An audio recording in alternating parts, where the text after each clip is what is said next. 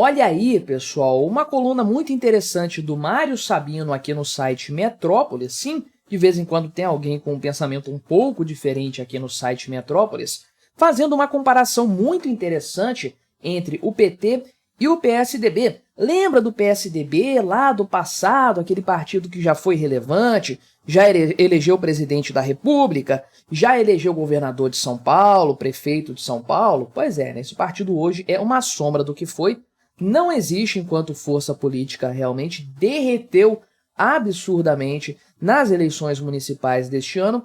O último que sair apague a luz do PSDB. Agora, o que o senhor Mário Sabino faz aqui como análise é a comparação do PT com o PSDB no sentido de que também, como o partido tucano, o PT está definhando, segue nesse caminho, à medida em que o seu grande líder, o grande timoneiro e, convenhamos, a única força política relevante de esquerda que sobrou, que é o Lula, também envelhece, também definha. E aqui ele coloca o ponto muito interessante, eu diria, né, a respeito do que esses partidos pagaram. Ele cita a emenda lá no passado que permitiu ao Fernando Henrique Cardoso se reeleger e cita também o mensalão, coisas que ficaram quase que décadas no passado, no caso o mensalão, 2 décadas já também, e que foram, no longo prazo, relevantes para marcar, para sentenciar a falência daqueles que, durante muito tempo, foram os 2 maiores partidos do Brasil. Vamos conversar sobre esse ponto, ver essa análise aqui, mas antes não se esqueça de se inscrever no meu canal se você ainda não for inscrito, e se você quiser colaborar financeiramente aqui com este meu trabalho, você pode se tornar membro do meu canal, só clicar no botão Seja Membro aí embaixo, a partir de R$ 1,99 por mês, não te custa tanto assim, mas me ajuda bastante, pode ter certeza disso. Então, olha só, qual que é o ponto colocado aqui, né? E logo de cara a gente já faz a memória, a recordação do Olavo de Carvalho falando do Teatro das Tesouras, como PT e PSDB eram apenas pernas de uma mesma tesoura. E, na prática, isso se revelou cada vez mais real, mais verdadeiro, uma análise precisa, feita muito antes de qualquer outra pessoa fazê-la. O cara realmente sabia do que estava falando nesse ponto aqui, sem dúvidas. Gostando ou não do cara, ele estava certo nisso, o tempo mostrou que ele tinha total razão nessa questão, nesse ponto. Aí, né, eram tidos como partidos antagônicos, mas uma grande fachada, essa é a verdade. E o alinhamento das políticas do PT e do PSDB em muitos casos, e hoje a gente sabe como é que foi a transição do FHC para o Lula, aquela camaradagem toda que existia, a origem dos partidos. Antigamente a gente não sabia tanto disso aí, né? Hoje a gente tem mais informação, tem acesso a mais informação. E especialmente o fato de o grande herdeiro do Fernando Henrique Cardoso, ou um dos grandes herdeiros do Fernando Henrique Cardoso no PSDB, que é o Geraldo Alckmin, ser o vice do Lula hoje, ok, em outro partido, mas ele é, em suma, um tucano para todos os efeitos, não mudou a sua ideologia, apenas tirou a máscara que ele usava anteriormente, máscara de ser um cara de direita, quando obviamente isso não é verdade, isso não procede. Então, é fato que os 2 partidos têm sim muitas semelhanças. O que ele coloca aqui, o Mário Sabino, né? Perguntando primeiro se é possível que o PT tenha o mesmo destino do PSDB que até 2014, ou seja, 10 anos atrás, era a maior força política supostamente de esquerda no Brasil. Será que o PT vai poder definhar a ponto de se tornar irrelevante? O PSDB hoje é irrelevante. Datena, em São Paulo, o reduto eleitoral eterno do PSDB, passou vergonha nessas eleições, nem sei quantos por cento ele teve, 2% de votos, passou uma vergonha absurda nessas eleições, e o pessoal das pesquisas está de sacanagem em relação ao Datena, né? Mas o PSDB morreu em São Paulo, na grande São Paulo, um baita de um reduto do PSDB, afundou em matérias de prefeituras, inclusive, né? Enfim, é um partido que é totalmente irrelevante. E o Mário Sabino sentencia falando que sim, o PT vai definhar como o PSDB definhou no passado. Ainda não, o PT é relevante, é o partido mais forte da esquerda brasileira ainda e está governando o país. Essa é a verdade. Morreu enquanto força local, política, beleza, não tem relevância, é um partido fraco, não tem grandes nomes, beleza, mas está governando o Brasil é o fato, né? É um fato, assim, inegável. Agora, acontece que, embora o número de prefeituras tenha subido este ano, principalmente em cidadezinhas do Nordeste, nada de relevante. Até o momento não tem nenhuma grande cidade comandada pelo PT. Tem o segundo turno ainda que pode acontecer, né? Mas o PT aqui tem 13 prefeituras para disputar, então esse número ainda pode subir um pouquinho aqui, né? São 4 capitais e 9 cidades com mais de 200 mil habitantes.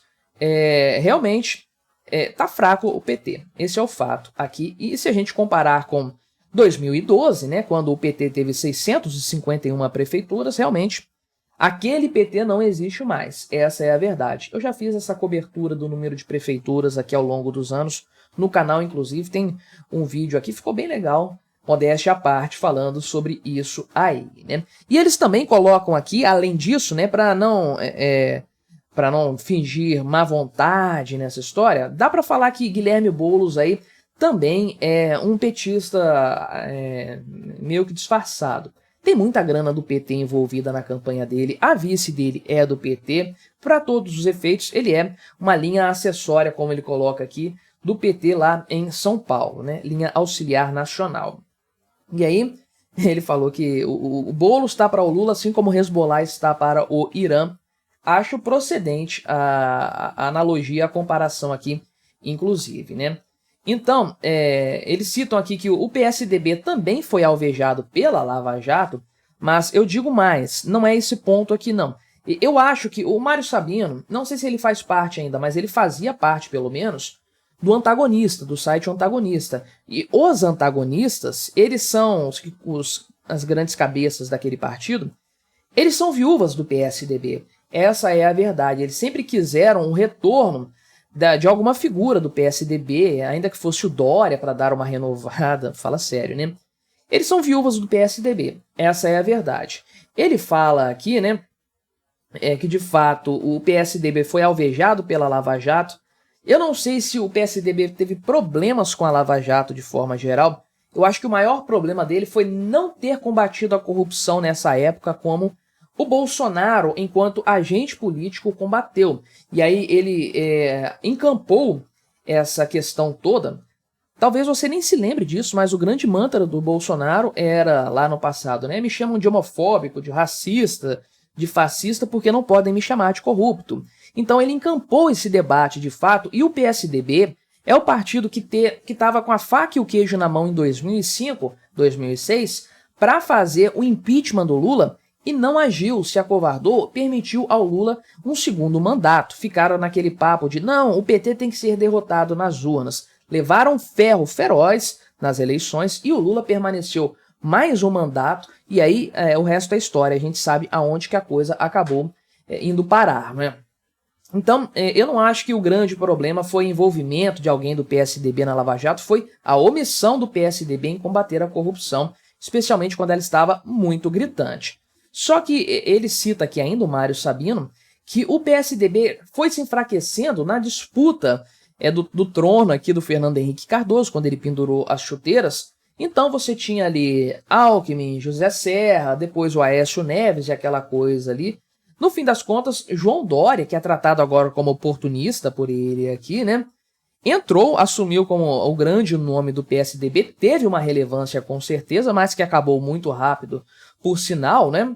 E então, realmente, o PSDB, a partir de então, morreu por completo, e o Bolsonaro foi a última pá de cal no PSDB, sem dúvidas, né?